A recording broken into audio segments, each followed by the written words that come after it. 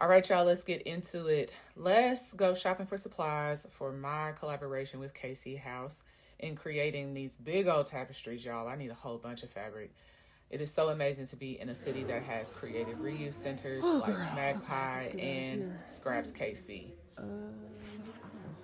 Okay, so I ended up coming to Scraps KC. So I went to Magpie Collective, which is literally up the street. Came down here to Scraps. I did 3 fill a bag of scraps. I did 3 fill a bag of scraps. So this was $3 per bag and then $5 bag. And then I got 8 yards of red lace. So I spent $19.50 at Scraps and I spent $111 at Magpie and I've spent $27 at Savers yesterday. So we doing it, and I got plenty of scraps at the studio, bigger pieces of fabric, because rest in peace to Joanne again. I did like stock up on a lot of base stuff, so I'm excited. I think I'm gonna start on my first shape today for Argentina. All right, y'all, I have made it back to studio. So I'm kind of going to do like a smidge of an overnight clock in, but that's when I thrive. Like my brain don't wake up until like 2 o'clock.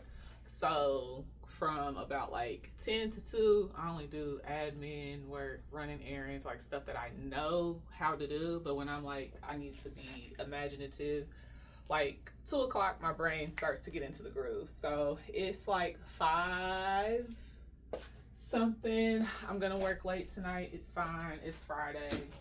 So I went to Magpie Creative for the first time today. For fabric, they do $8 a pound.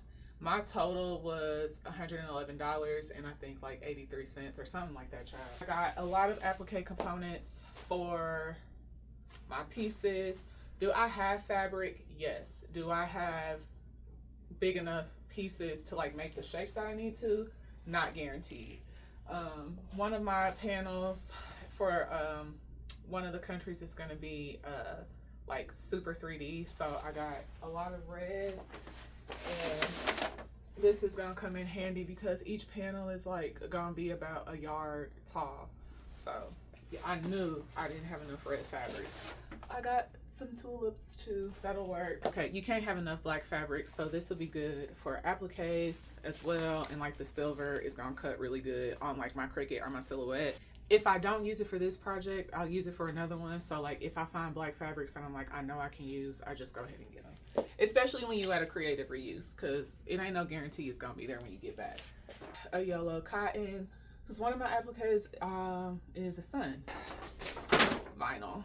So big old rolls. I'm excited to use these. And vinyl cuts really well in the cricket as well. So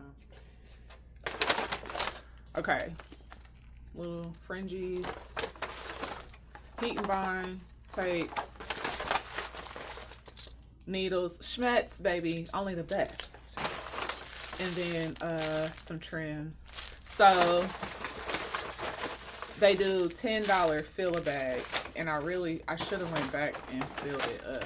I didn't even think about that. Anyways, I went to Scraps KC and did fill a bag scraps. So for white cotton scraps, it's $3, and then for fun fabric scraps, it's $5. This is all that I saw, but it'll work. I also got some lace trim that's gonna work really well for. It's gonna work.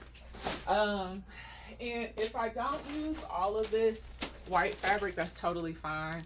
I'm pretty much using this for hand dye, and I think each tapestry is going to have at least 4 to 5 hand dyed or hand painted panels, so that's going to be a lot. And then from Savers, I just got like nice heavy white cotton bed sheets, so I can use this for backing or just like anything else. Dye it and use it. So that'll be mixed with digital print fabric, and I'm gonna get into my my Aramont bag. Oh my gosh, put a bead on it. The assemblage class. Shout out to Jennifer, that's my girl. So we're gonna get into those techniques. This is my personal thrift bag. I have a pile of alterations to do. One of these days I'll get to them, but they're for me. They're personal alterations. So, but that's what I got on today. And I'm going to get started on one of my panels because today's the 15th, and according to the schedule that I made, we got to get going. And then I have a prototype for another project due on Monday, but I'm not going to start that until Sunday. Let's get it.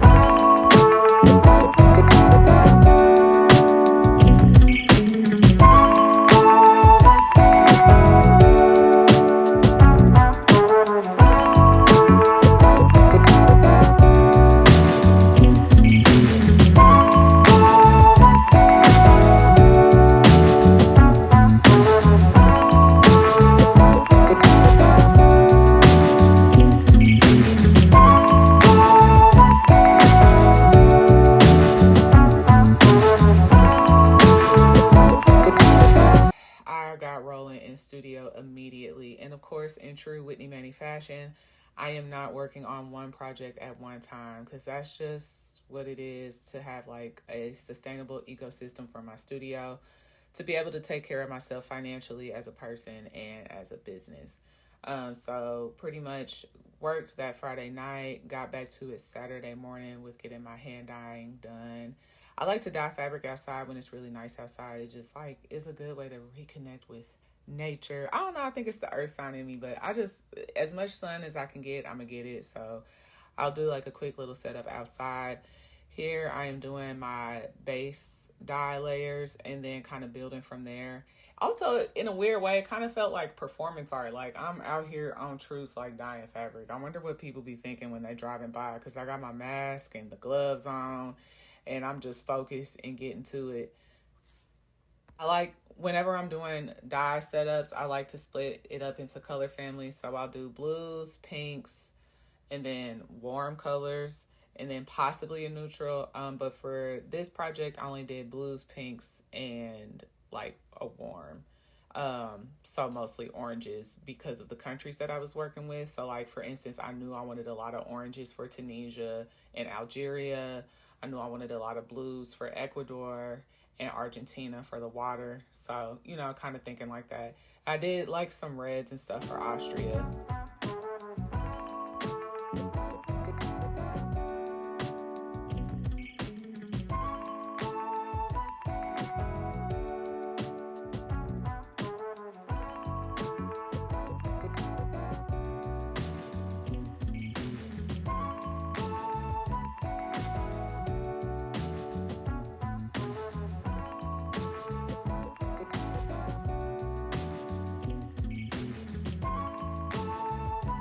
Listen, baby, sewing is a physical sport. It is hard on the body. It's hard on your hands, your shoulders, your neck. Sitting there for hours can be hard. I had to start physical therapy when I was still in college for sewing, okay? Like, our bones, I be having to settle my bones, so I stretch constantly in studio. Try to work in 4-hour chunks. I know that I can only sit at the machine, or I only allow myself to sit at the machine for about 6 hours at a time, because this is a marathon and longevity is key. And I'm not trying to run myself into the ground. I have diva activities to do outside of studio. So, but you know, these times can be hard because I am in studio alone, and the finish line can feel far. But baby, we gonna get it done the only way that I know how to, through color, pattern, and texture. And just a quick side note, when I am working, I do chew my tongue. I have gotten that note a million times, and when my family watches my content, they always like, "We still chew her tongue." I do. I've been doing it since I was a baby. My parents hoped that I would grow out of it. I never did. It helps me concentrate now. Shoot, it done got me this far. What's the point of stopping now? What I notice is when I do it is because I am like actively working on something with my hands, and then I'm also thinking about like the next steps as far as making goes. So it just helps me keep everything sorted out. But yeah, when I'm in studio on the weekends, I try to keep it as cozy as possible. Low lights. I pretty much just use my track lights. I got snacks in the fridge. The air fryer is ready. And pretty much in studio around this time, let's see, I've been watching Love Island, Real Housewives of Rhode Island. Those girls, they into some stuff. But yeah, weekends at studio, they can be hit or miss. This was a good weekend though. I'm just so thankful to be able to have the space and the opportunity to do what I love each and every day. I know y'all probably get tired of hearing me say that, but I'm telling you, y'all, it's a privilege to be a working artist.